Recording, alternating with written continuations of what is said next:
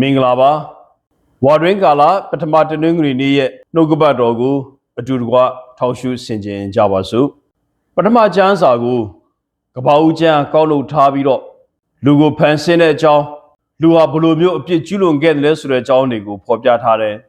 ဖျားသခင်လူကိုဖန်ဆင်းတာကမြေမုံကိုယူတယ်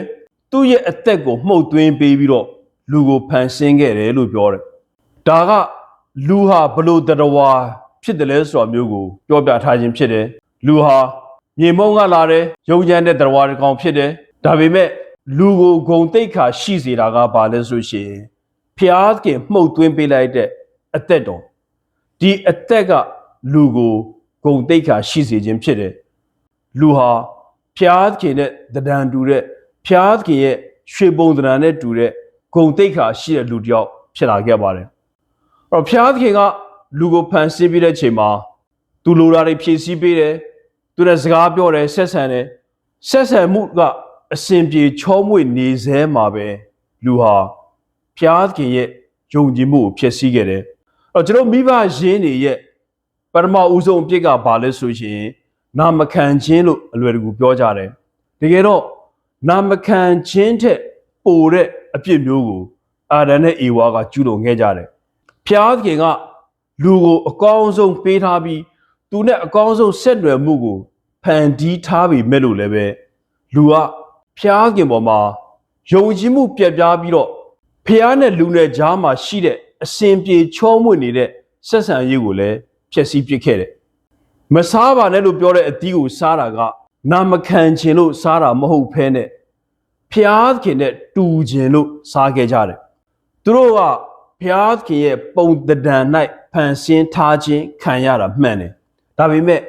လူကအဲ့ဒါနဲ့တဆင့်တက်ခြင်းတယ်ဖျားခင်ကငါတို့စီကဘာတွေများဖုံးကွယ်ထားသေးတယ်လဲဖျားခင်ကငါတို့ကိုအကုန်မပြောပြပဲဘာတွေများသူ့အတွက်သူတိမ့်ထားသေးတယ်လဲဆိုရယ်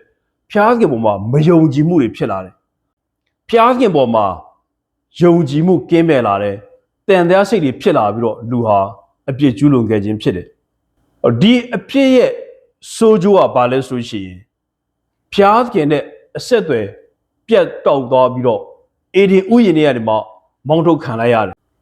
သူတို့ဟာကိုယ်ကံကြမ္မာကိုဖန်တီးခြင်းနဲ့ဖျားခင်ပေါ်မှာမယုံကြည်တော့ဘူးဖျားခင်ရဲ့ပံ့ပိုးပေးမှုတွေလည်းမလိုချင်တော့ဘူးဒါတဲ့ပို့ပြီးတော့ကိုယ့်ဟာနဲ့ကိုအသက်ရှင်နေတဲ့အချိန်မှာဖျားခင်သူတို့ကိုအေဒီဥယျာဉ်အပြင်ဘက်ကိုမောင်းထုတ်ပေးလိုက်တယ်လူရဲ့သဘောတဘာဝကနေကြတဲ့နေရာလာတယ်ဖျားသခင်ရဲ့အသက်သွင်းပေးခြင်းမှာဂုဏ်သိက္ခာရှိလာတယ်အပြစ်ကျူးလွန်ခြင်းမှာအဲ့ဒီဂုဏ်သိက္ခာကနေရှော့ကြပြီးတော့လူဟာအပြစ်တဲ့ဘဝနဲ့ကမ်းမမြင်လမ်းမြင်ဘဝတွေကိုရှောက်လန်းနေရတယ်လို့ပြောတယ်အဲ့လိုဖြစ်နေတဲ့လူရဲ့အနေအထားတစ်ခုကိုခရစ်တော်ကလာပြီးတော့ပြုပြင်ပေးတယ်ဆိုပြီးတော့ရှင်ပေါလုကပြောထားတာကျွန်တော်တွေ့ရတယ်ဟုတ်တယ်လူသည်အပြစ်သားတစ်ယောက်ဖြစ်တယ်ဒါပေမဲ့အဲ့ဒီအပြစ်သားဘဝမှာပဲဖျားသခင်ကပြစ်မထားခဲ့ဘဲနဲ့လူကိုပြန်ကယ်တင်ဖို့အတွက်သူ့ရဲ့ကျေးဇူးတော်သူ့ရဲ့မေတ္တာတရားသူ့ရဲ့ကယ်တင်ခြင်းကိုသားတော်ဖျားအဖြစ်ပြန်ပြီးပေးခဲ့တဲ့ဆိုတာမျိုးကိုရှင်ပေါလုကဒီမှာရှင်းပြထားပေးတယ်ဒီမှာသိထားရပါကဖျားသခင်ရဲ့ကျေးဇူးတော်သည်လူရဲ့ထိုက်တန်မှုကြောင့်ရတာမဟုတ်ဘူးဖျားသခင်ရဲ့မေတ္တာတော်အဖြစ်ပေးသနာတဲ့ကျေးဇူးတော်ဖြစ်တယ်ဆိုတာမျိုးကိုတန်ပေါလုကရှင်းရှင်းလင်းလင်းပြောပြတယ်။သခင်ခရစ်တော်ရဲ့နှောက်ယှက်ခံရခြင်းကိုဧဝံဂေလိကျမ်းစာတော်မြတ်မှာဖော်ပြထားတာတွေ့ရတယ်။ကျွန်တော်ကိုယ်တိုင်ကိုယ့်ရဲ့ဘဝကိုပဲပြန်ပြီးသုံးသပ်ကြည့်အောင်။ဘယ်အချိန်မှာနှက်ဆွဲနှောက်ယှက်ခြင်းတွေခံရတယ်လဲ။ခွန်အားရှိနေတဲ့ချိန်ကျွန်တော်တို့ကအစင်းသစ်ဖြစ်နေတဲ့ချိန်နှက်ဆိုးကဘယ်တော့မှမနှောက်ယှက်ဘူးကျွန်တော်စိတ်ဓာတ်ကြဝမ်းနေနေတဲ့ချိန်အားငယ်နေတဲ့ချိန်အထီးကျန်ခံစားနေရတဲ့ချိန်မှာနှက်ဆိုးကလာပြီးနှောက်ယှက်တယ်အဲ့ဒီပုံစံပဲသခင်ခရစ်တော်ဟာတောကန်ထဲမှာတယောက်တည်းရှိနေတယ်အစာလဲစာနေတယ်အဲ့ဒါကိုအခွင့်ကောင်းယူပြီးတော့နှက်ဆိုးကသခင်ခရစ်တော်ကိုနှောက်ယှက်ခဲ့တယ်နှောက်ယှက်ခြင်း၃ခုတွေကိုနော်အကြံပြင်းပဲကြည့်လိုက်တယ်ဆိုရှင်လူသားတွေရဲ့နှလုံးသားထဲမှာရှိနေတဲ့အရာတွေပါပဲခန္ဓာကိုယ်ကြီးစိန်ကြဖို့လောဘတက်တာတွေရှိတယ် လူတွေသူရှိမှကို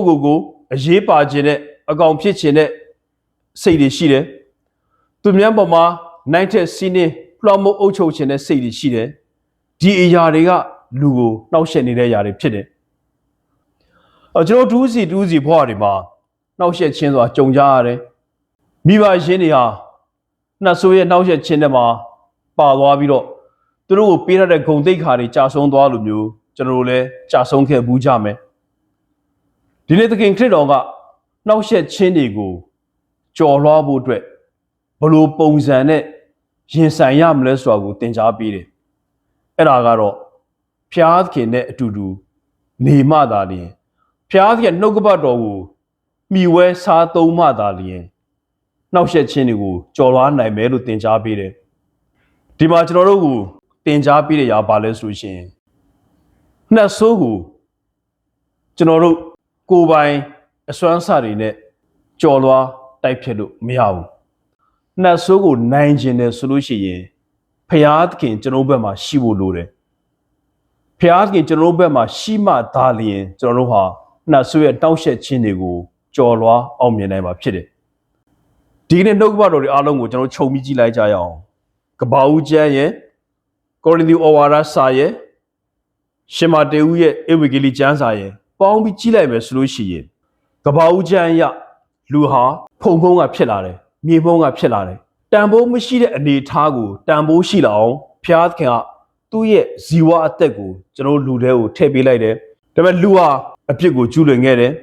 အပြစ်ကျူးလွန်ကြောင်းမလို့အပြစ်ဒဏ်ခံခဲ့ရတယ်ဒါပေမဲ့လူကိုအပြစ်ဒဏ်နဲ့မှာပဲအပြစ်မပြစ်လိုက်ဖဲနဲ့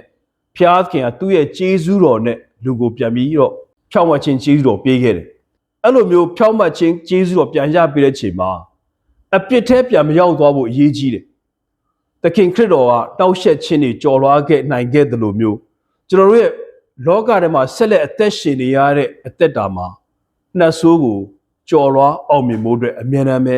လှုပ်ဆောင်နေကြမှာဖြစ်တယ်သခင်ခရစ်တော်ဟာသူ့ရဲ့အစွမ်းစားနဲ့မဟုတ်ဘူးဖျားသခင်ရဲ့ကျေးဇူးတော်နဲ့ဖျားသခင်အစွမ်းစားနဲ့နှက်ဆိုးကိုအောင်မြင်ခဲ့တယ်လို့ကျွန်တော်တို့ရဲ့နေ့စဉ်ဝိညာဉ်ရေးတက်တာမှာ